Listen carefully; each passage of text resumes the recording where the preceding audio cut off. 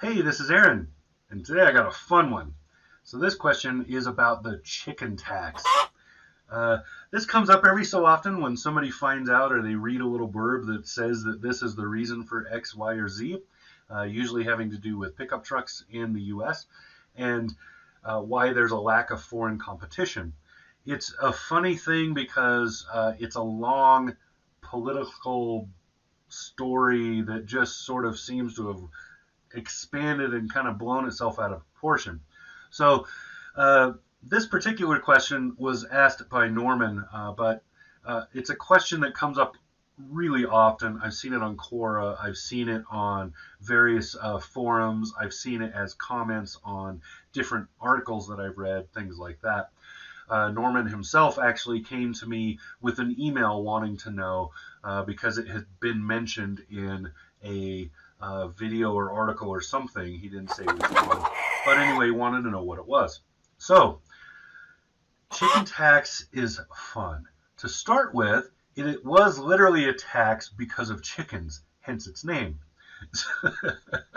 So the actual tax isn't a tax like by law, so Congress didn't write a law creating a tax. It was actually a presidential proclamation from way back in the day. Lyndon B. Johnson, back in 1960 something, he wrote this. He wrote a proclamation, which was Proclamation 3564. I have to look at it to make sure I get the numbers right. This rate increased the rates of duty on specified articles.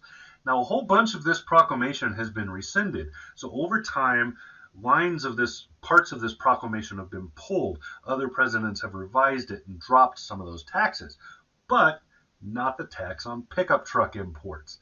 That's the part that still exists, among other things, but that's the part that we're concerned with here. And it's, the proclamation itself has a lot of like whereases and now therefores and whatnots because it's written by politicians. So the chicken tax was actually a response to France and Germany putting tariffs on American chicken. At the time, what was happening in the 60s was Americans here in the U.S., we were figuring out how to seriously up the output of our chickens, right? We had factory farming, we had all these things that were brand new at that point, and we had lots of chickens. In Europe, chicken up to that point was kind of a delicacy because you didn't want to kill your egg layer just for one meal. So they didn't eat a whole lot of chicken, not at the scale we do today. Chickens were a yard bird, right? You had a handful of them, they laid eggs. Occasionally you would get too many and you would kill one or two off and you would have a special occasion dinner to eat that. Otherwise, you would throw it in stew because you probably weren't killing first-year chickens. So it was just a thing, right? And what happened was we were producing them so in so many numbers and so cheaply that we could send them over there.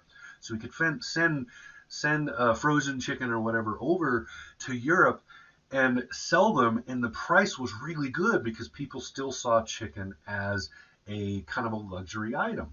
So in response to that, to save their own chicken farmers or whatever, West Germany and France, because at the time, you remember, Germany was split in half. We were not selling chickens to East Germany. So West Germany and France both imposed a tariff on those chickens. In response, President Johnson did what all a-hole politicians like to do, and that was he said, fine, I will dictate this. And he did. And he put a tax on a whole bunch of stuff.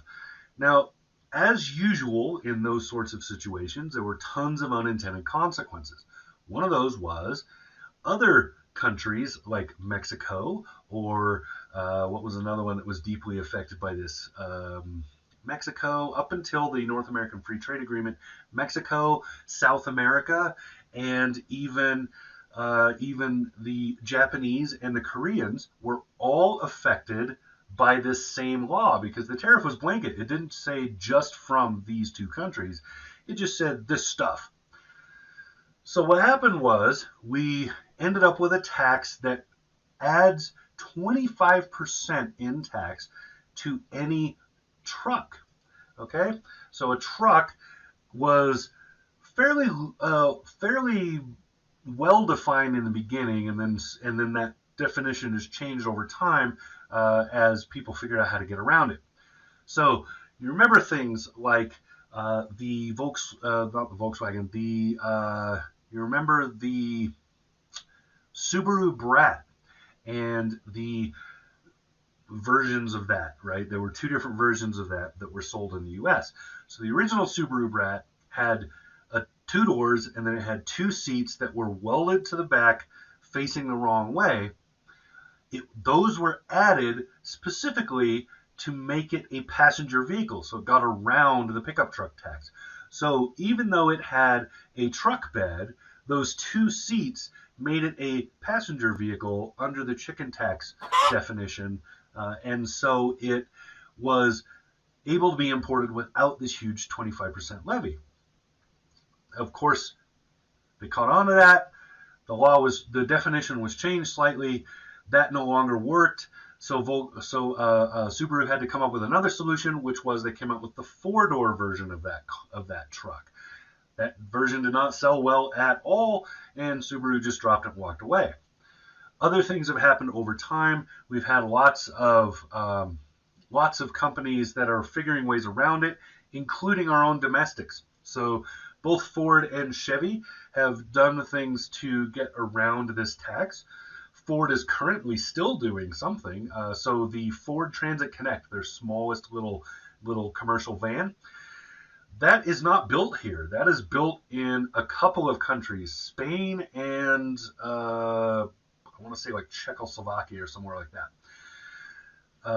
That little van is an import and subject to the 25% chicken tax because it is considered a truck.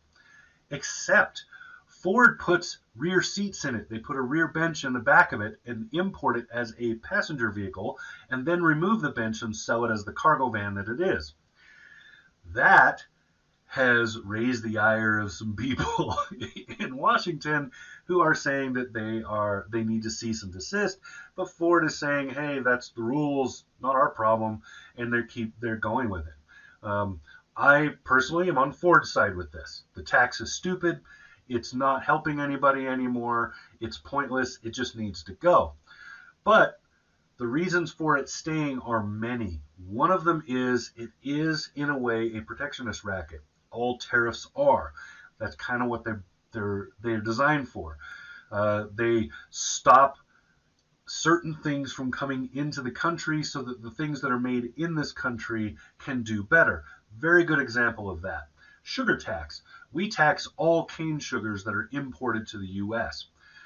As a result of that, countries like Brazil had this huge amount of investment and huge amounts of sugar farming down there growing cane, and suddenly their biggest market shut them off. We did it to save the sugar beets.